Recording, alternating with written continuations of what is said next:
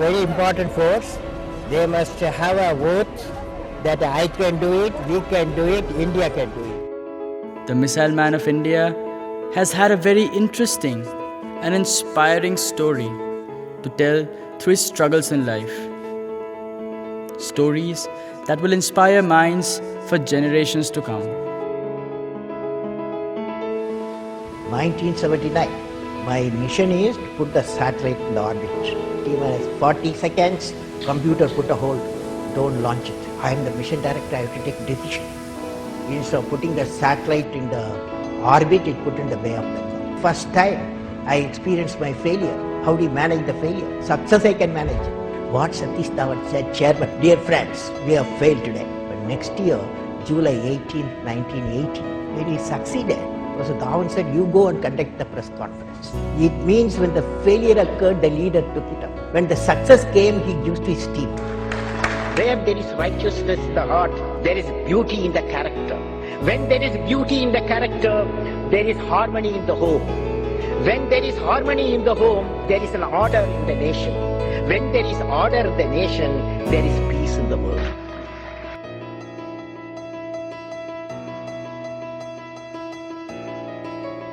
A boy was born in a fine autumn of 1931 in colonial era of India.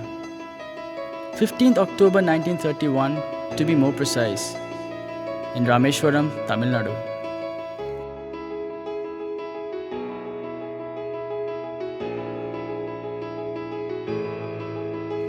A boy born in a humble background to a family that wasn't so well off financially. A situation that called for the young boy to sell newspapers to support this family. Who would have known the down-to-earth boy from such a humble background would go on to become the Missile Man of India and eventually the President of the great independent nation, India.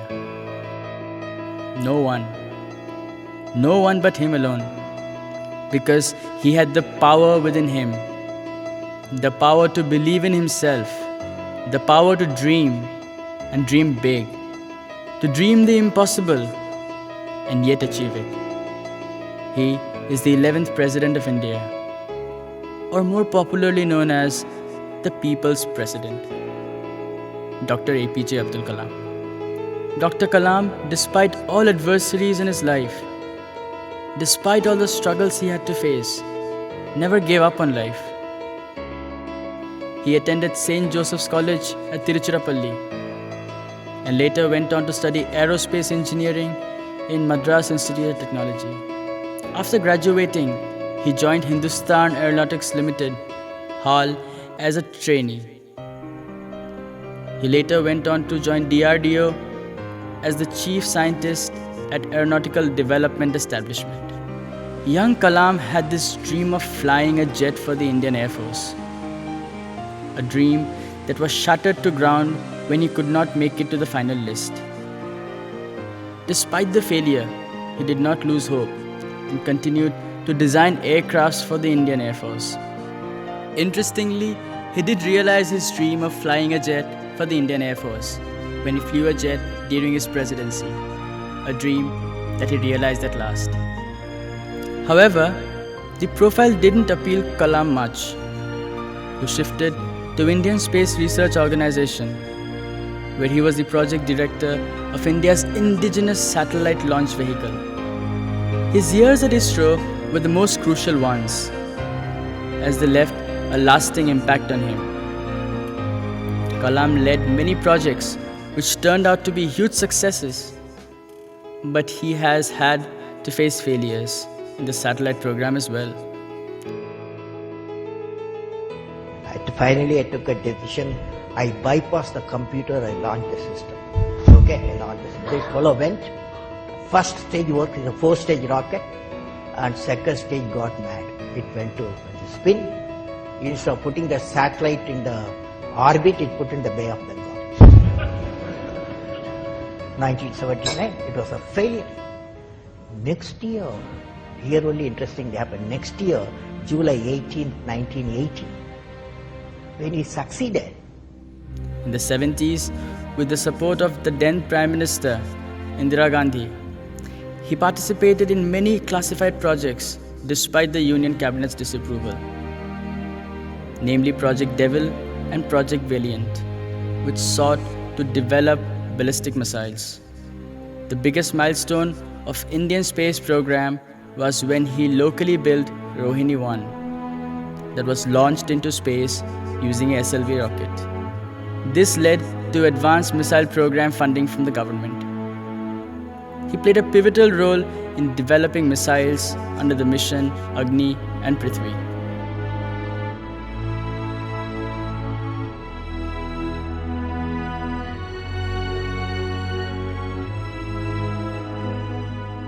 From 1992 to 1999, Kalam was appointed Chief Scientific Advisor to the Prime Minister and Secretary of DRDO.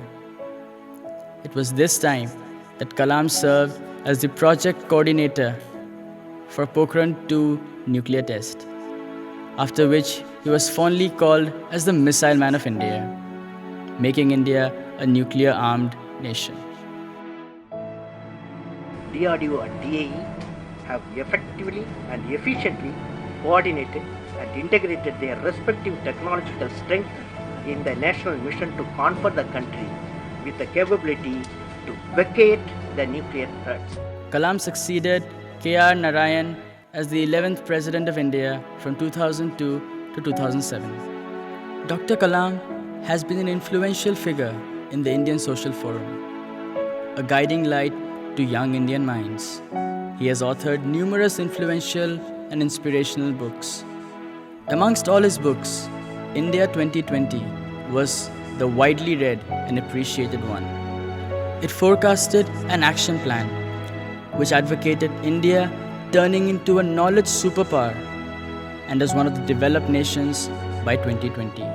His other books include The Ignited Minds, Mission India, Inspiring Thoughts, and The Luminous Sparks.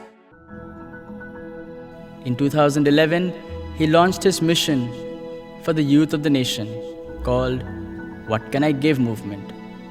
He had put forth his millennial vision of 2020, where he identified 5 areas where India needed to work harder to see its goals come true: agriculture and food processing, infrastructure with reliable electric power, providing urban amenities to rural areas, and increasing solar power operations, education and healthcare, information and communication technology for increased e-governance to promote education in rural areas, critical technologies and strategic industries, the growth of nuclear technology, space technology, and defense technology. Excellence is self-imposed, a self-directed lifelong process.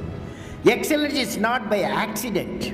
It's a process where an individual, organization, or nation continuously strives to better oneself. The performance standards are set by themselves. They work on their dreams with focus and are prepared to take the calculated risk and do not get deterred by failures as they move towards their dreams. Kalam was the proud recipient of Padma Bhushan in 1981, Padma Vibhushan in 1990, and Bharat Ratna in 1997. Apart from many other awards he received during his lifetime, he has been awarded honorary doctorates from 40 universities worldwide. Inspiring the youth and guiding them was his main priority and goal, for he knew these goals could only be achieved by the next generation of the country. He believed the young minds are the pedestal on which the country will stand tomorrow. And to nurture those young minds is the secret to unleashing the power of the country. In the last decade, he is believed to have interacted with 18 million students, directly or indirectly. The age group of 14 to 20 is the age where you plow the minds of the next generation, fertilize them, make them productive, and give them a sense of direction. This is when they choose a career for themselves. He would pick up rookies with talent, ignite their young minds with expectations, and drive them to give their best efforts. A scientist, a nationalist. Dr. Kalam put the nation above all. Whether it be taking India into space age with indigenously developed launch vehicles, or successfully testing a thermonuclear bomb, ensuring the safety and security of the country. The missile man of India never looked at being politically correct. For the nation, he started a move that gave India a global legitimacy to its nuclear program. To be closer to the nation's biggest asset, he worked closely with various institutes in India. After his presidency, he served as visiting faculty at various universities in India, such as IIM Ahmedabad, IIM Shillong. He also served as Chancellor of Indian Institute of Space Science and Technology, Thiruvananthapuram, Aerospace Engineering at Anna University, JSS University, Mysore, and Indian Institute of Information Technology, Hyderabad. A person whose love for student was so immense that the United Nations declared his 79th birthday as World Student Day.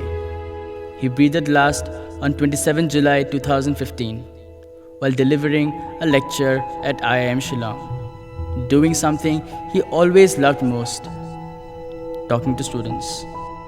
This great soul and visionary will be missed forever. His death is an irreparable loss to India. To do justice to the legacy of this great human being, let's strive towards following his legacy and realizing his vision for a grander India.